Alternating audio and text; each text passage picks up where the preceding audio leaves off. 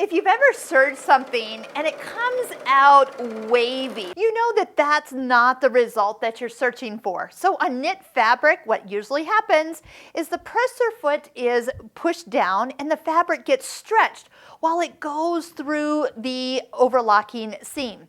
So we're going to talk about differential feeds. We're coming right here to the second knob on the side of the serger, and let's talk about what we can achieve here.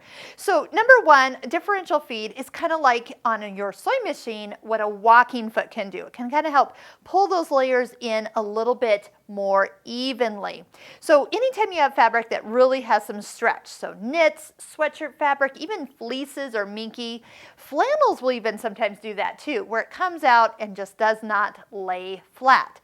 Other ways that differential feed will help us with is if your fabric is slippery and your fabric when stitched tends to kind of shrink on the bottom. Like you get to the end and you've got less bottom fabric than you have top fabric. So in other words, one layer is feeding a little too fast. So differential feed can help in both those issues. So I've lifted up the presser foot so we can see underneath. You see that there are kind of two sets of feed dogs. There's two in the front and then two in the back with a break in the middle.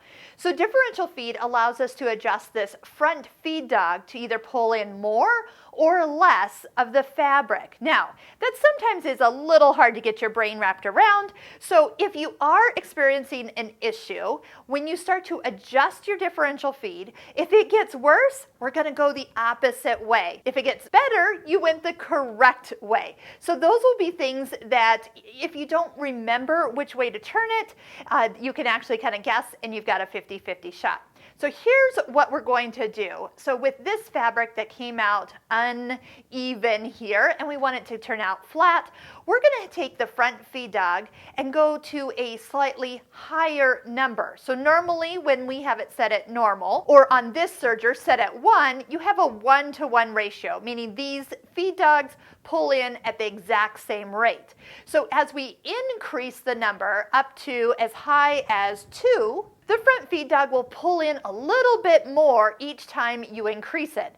If you get all the way up to 2, the front feed dog pulls in twice as much as the back feed dog. So it's really helping keep that fabric kind of oozed in as it goes. Now we don't have a lot of issue on this particular fabric that I picked out today.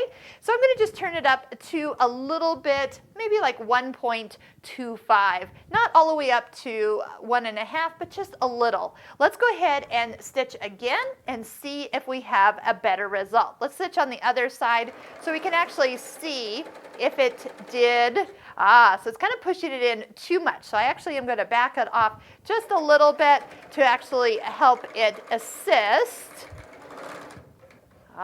Towards the end, it is definitely the flatter. So I actually went too far and actually was pushing it together, which by the way, differential feed can be used for gathering. So you can just take a piece of fabric, kind of a cotton, lighter weight fabrics, so put the differential feed in and set it at 2, put your stitch length longer or at the longest setting, and it will actually do the gathering for you. You do have the option to increase or decrease the pressure at the top of the machine as well. So those two combinations should allow you to find the perfect result.